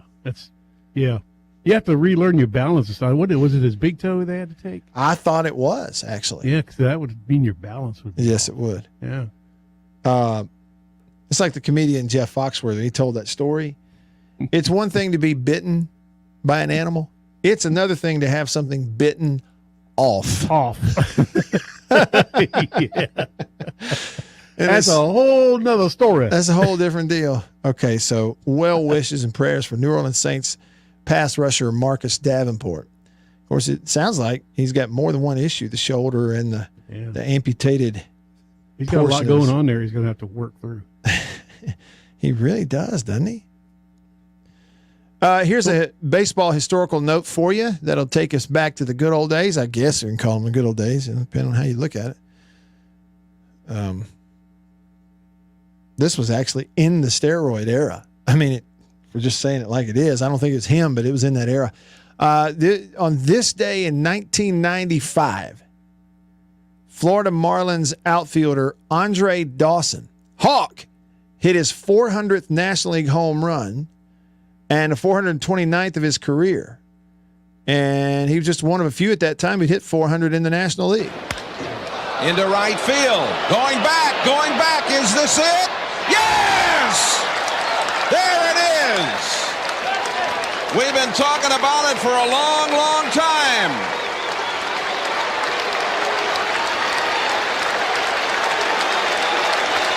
The fans come to their feet here, many of them. They may realize that he becomes the 11th player in National League history to hit 400 homers in the league. Well, that's a very magic moment for the Hawk and his teammates. I'm sure it's been on his mind, but he got the fastball out over the plate, and Hawk gave it a ride. Yeah, I'd forgotten that he played for 2 years for Florida. Yeah, because I used to watch him hit a lot of home runs at Wrigley Field. Yeah, with the Cubs. He played for 21 seasons, I guess, or something like that. Yeah, most of 21 seasons. Andre Dawson, he's in the Hall of Fame. I guess if he was in Florida 95 and 96, he missed a World Series with the Marlins by 1 year. Yeah. Because they won it in 97. Now, in both those years, the last 2 years of his career were both in with the Marlins. And he didn't, especially that last year, he didn't play just a ton in 96. And then they won it all in 97. But I'm assuming he would have been a teammate of Jay Powell. Yeah, probably so, yeah. Jay was a big part of that World Series team for the Marlins in 97, and I haven't looked it up to see what year he came up. But I guess he would have been on the same team with him. Let me look it up here. So Jay was, So Jay Powell, first round pick, Mississippi State. He's radio analyst and a coach here locally. Great guy. Was an unbelievable player. Huge part of the 97 World Series champion Florida Marlins pitching staff. Jay's first year up in the majors for an inning or two, 8 1/3 actually, was 95. And that was the first year that Andre Dawson was with the Marlins. So they were in the same clubhouse. And so Jay, I don't know if he was there, though, up or down or what. I don't know if he was there the day that clip you just heard happened when Andre Dawson hit his 400th National League home run. He finished with, I think, 438. But then Jay was a full season with the Marlins in 96. And that was Dawson's last year in the major leagues. So on the roster there for a couple of years with the Hall of Famer Andre Dawson. That's pretty cool. I should have looked ahead and called Jay up to talk about it. But, yeah, you're right, Bill. So Andre Dawson, Hall of Famer. He wasn't a bad outfielder either. Oh, man. He roamed that left field area. 8-time Gold Glove. Yeah, he was great. He came up in 76 with the Expos. Yeah. I remember when he used to play with the Expos, yeah. He didn't play a full season. Came up in 76 with the Expos. His first full season was 77, and he won Rookie of the Year. Yep. Okay. And so the better part of 10 seasons, 11 seasons in Montreal. Then he went to Chicago. His first year with the Cubs was 87. And he was there for, looks like, 7 years. His first year in Chicago with the Cubs in 87, he hit 49 home runs, was the league MVP. He was first in the MVP voting. So a 20-plus year career, Hall of Famer, MVP, Rookie of the Year, won the Home Run Derby one year. He's an 8-time All-Star, 8-time Gold Glove, 4-time Silver Slugger. Big time. Good player, man. People forget about Andre. Yeah. So he's Hawk. 438 career home runs in 21 seasons. That's 46th all time. And you heard on that clip in 95, he was the 11th National Leaguer to ever hit 400 in the National League. Yeah. And if I'm looking at names ahead of him, the other National Leaguers ahead of him, not American League, but National League, Paul Konerko, no. Giambi, American. Dave Kingman, Vlad Guerrero, those are Jeff Bagwell. He played with Kingman, didn't he? With the Cubs. With the Cubs, I guess maybe he did. Yastrzemski was an American League guy. Yep. Cruz, Adam Dunn. All right, Dunn would have been National League. Canseco, American. Winfield, American. Chipper Jones was a National League guy. He's 35th all time. Let's see. Musial, Beltre, McGriff. McGriff would have been partial National League, but not completely. The crime dog. The crime dog. Gehrig, Murray, Cabrera, those are all American. Gary Sheffield spent some time in San Diego, and I know Milwaukee. Matthews would have been a National League guy. Banks would have been – Ernie Banks is a National League guy because he played with the Cubs. Anyway, you know, you Mr. look at the – Cub, I guess so, yeah. The point that I'm looking at here is Andre Dawson, he hit 400-plus home runs in the National League. Well, all of them in the National League, 438 total. Yeah. But he's 46th all time on the home run list, meaning, and most of the top 45 home run hitters of all time were American League guys, most of them. Because at the time he hit his 400th on this day in 95, Andre Dawson was just the 11th National Leaguer to hit 400. So most of the top 45, 50 guys are American League guys. Not all, but most of them are. But the guys at the top, Barry Bonds and Hank Aaron. National League. A little baseball blast from the past. All right. It's a Thursday in the Bureau, the Farm Bureau Insurance Studio. And next, I hope you'll stick around, my friend Terry Fant, the pastor at Hickory Ridge Baptist Church. He's going to stop by and maybe answer a Bible question for me. It's coming up. Stick around for that. Here in the Bureau, the Farm Bureau Insurance Studio, Farm Bureau, go! With the home team. Stay with me.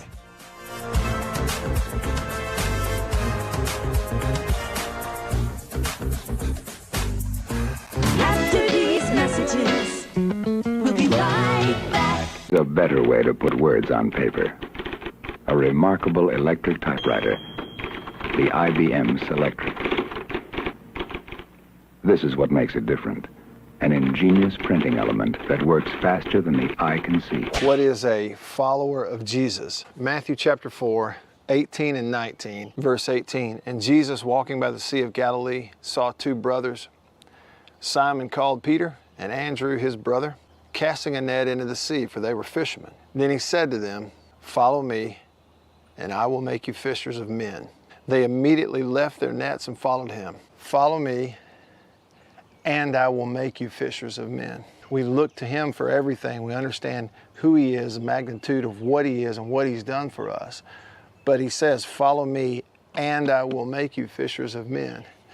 And kind of like Terry said, if you're not fishing, you're really not following. Think on that today. The IBM Selectric is versatile, too. From many different snap-on, snap-off elements, you can select the best type style for the job and be ready to type again in seconds.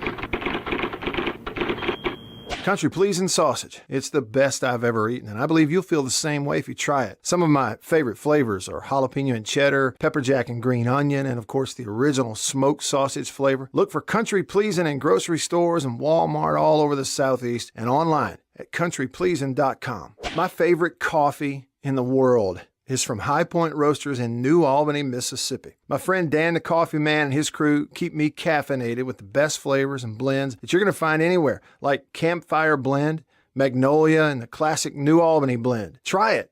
Go to highpointroasters.com today and order some. You won't regret it. Hey guys, it's Jonathan over here at Davini. Just going to show you a new tractor we just got in. So not only do we offer a full line of Kubota, New Holland, Toro, new equipment, we also carry lots of used stuff.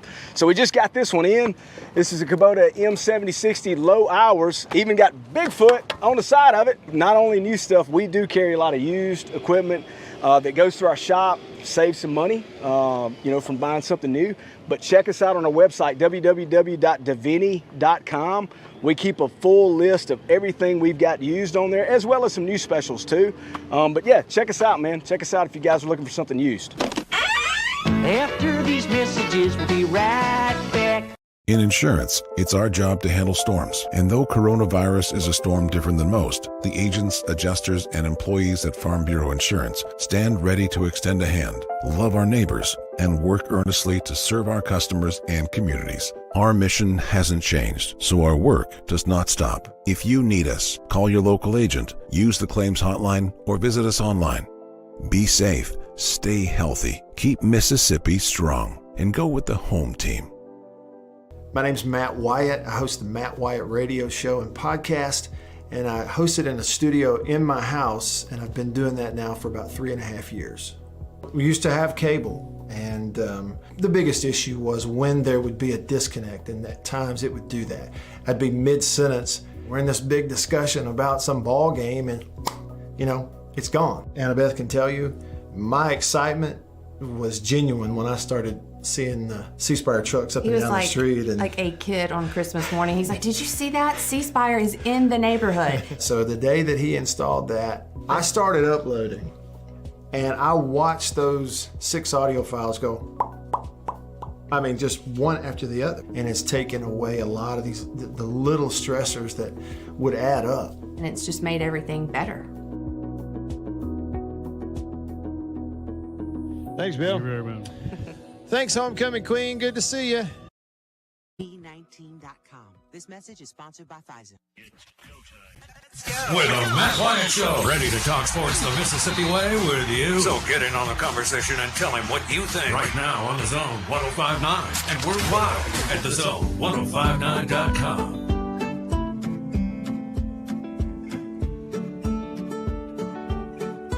All right, back with you here in the Bureau, the Farm Bureau Insurance Studio. Farm Bureau Insurance, go! With the home team. They are your home team. Welcome in. Got a little bit of time left here with you. Hour 2 on this Thursday. Of course, College World Series baseball starting tomorrow. I'll get to watch that throughout the weekend. Some of y'all, a few of y'all are golf fans. Be watching some golf this weekend. Is it too hot to golf? Is it too hot to fish? Remember that? Too hot to fish? I like the hot weather. Not everybody does. Not everybody does. Tell you what, it's not too hot for. It's never too hot to learn a little bit about Jesus and to learn a little bit about the Bible, and maybe even get some answers from somebody that might know, like my friend Terry Fant from Hickory Ridge Baptist Church in Florence, Mississippi, and he's with us on the Davini Equipment phone line right now. Hey, Terry, is it too hot to fish? I was listening to you say that, and 5 years ago I'd have said, no way. Yeah. But now I'm thinking, possibly. Yeah, we change, our bodies change, our priorities change, and the heat. I don't know, but we're just not as serious about it as we used to be. Some of that recreation, right?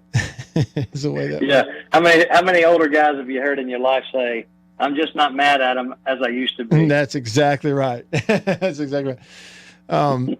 My dad, I grew up, that's how I learned how to fish. My dad took me fishing all the time when I was a kid. And Terry, the way he tells it is, he says when Matt was really small, I'd make sure I didn't keep him out there too long, especially in the heat and stuff, because I didn't want him to hate it, and if he wanted to go, we'd leave and go home.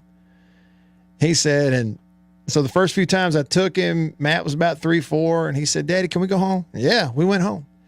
He said, but after about 2 years, it was Dad asking him, Matt, can we please go home? You introduce a kid to fishing, they're gonna love it. But I didn't call you to talk about fishing. I called to ask you a question, Terry. To start with, Okay. You had to have a series of messages and sermons that you've been doing at your church there at Hickory Ridge, and I saw the title and I caught parts of the first message, and it's titled "Be Shaped," SHAPED, like be shaped. And I just wanted to ask you, like, kind of generally, what's the thought and the premise behind those messages called "Be Shaped"? Well, it began early on, just me thinking through the fact that people are so unshapable, unmoldable. We're also fixed in our thought pattern and our little small context, and part of why we're so at odds with each other in every different thing. And so I came across Isaiah 63, verse number 19, I believe, or 13, which says that the people had gotten to a place where they were living as if they had no God. Mm-hmm. And then chapter 64, he goes into talking about if they'll turn to him, he will be the potter and they can be the clay. And so that he would shape them into a people, a changed people, shaped by God people who really live different in their culture. Yeah. So that's where it began. Okay. And I couldn't help, as I was listening to you and hearing that message, I remembered something that's on your website there at the church, and it said a group of comeback stories. Describing Yes. sort of the kind of group of comeback stories. And I, being a sports guy, I love a good comeback. And that's really what this is about, really, for anybody who finally kind of gives up and just believes what the Bible says about Jesus. It's then all of a sudden you can become a comeback story regardless of where you've been and what you've been through. Am I in the ballpark? You are, and of course that's where the series of messages began. But then last week we looked at, what happens when the clay becomes marred in his hand. And the word for marred in Jeremiah 18 is a word that means useless or has become ruined.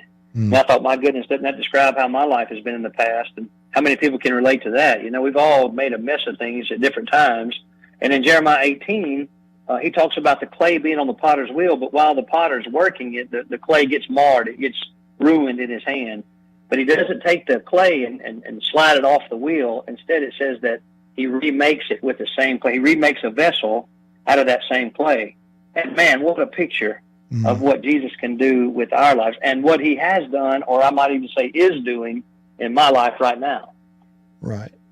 That line, I'm the same way. And that is such a beautiful, metaphor. And what you said, God could make something special out of anyone. That and the comeback story that God can make something special out of anyone.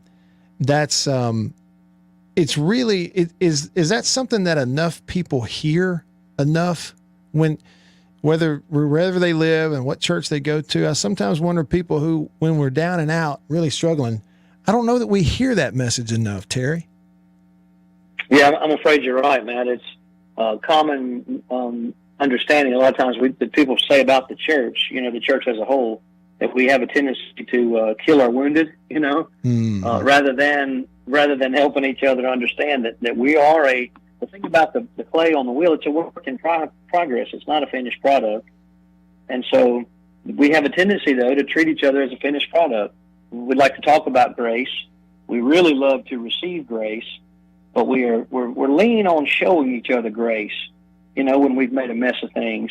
And I'm certain that the same grace that saves us is the same grace that if we'll turn and we'll say, okay, I'm the clay on the wheel, can shape us into, I say it this way, he can do more with what's left of my life and your life than what we've wasted in the past. Wow. Yeah, that's great. Terry Fan on your radio right now, senior pastor, Hickory Ridge Baptist Church in Florence.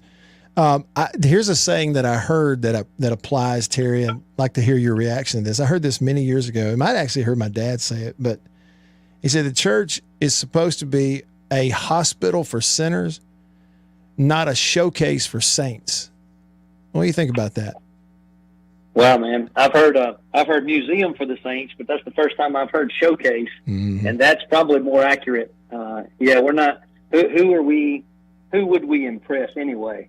Yeah. If we really think about it, it's not about what other people around us are thinking. And Jesus said he came for the ungodly, for those who are in need of help. And the truth, what he was honestly saying is that we all need it.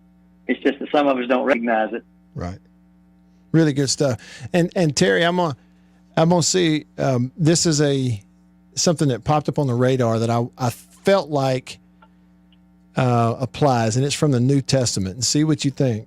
Mm-hmm. So in Luke chapter 15, and Jesus is talking to people about one lost sheep. In your message about God can make something special out of anyone, and Jesus just says to him directly. And I'll paraphrase this in chapter 15, verse 4. And he said, if you lose one sheep, which one of y'all is not going to leave the 99 where they are to go find the one? He said, and then in verse 6, he said, and when it comes home, he calls together his friends and neighbors and says to them, rejoice with me, for I found my sheep which was lost. And then in verse 7, he says this, I say to you that likewise there will be more joy in heaven over one sinner who repents than over 99 just persons who need no repentance. I mean, is that not powerful? Wow. Man, it's powerful. It's so powerful. Yep. And I try, as I understand the context of what he's saying, to know that it is so important for when we see someone who's come to faith, and because the thing that sometimes the idea is that once we become one of the 100, we can never become the one who walks away from the 99. But the truth of the matter is, we all have the capacity, no matter how close we are to the Lord or think we are, we have the capacity to wander off and make a mess of things. And so, man, we have to be so critical. There's been a lot of stuff going on with the church as a whole, different denominations and things where people have fallen. And I hear all kinds of different, well, we shouldn't this and we shouldn't that. But the truth of the matter is we should hold leadership to a higher standard. But at the same time, we also can't throw out Jesus' principle of going after the one for restoration. Yeah.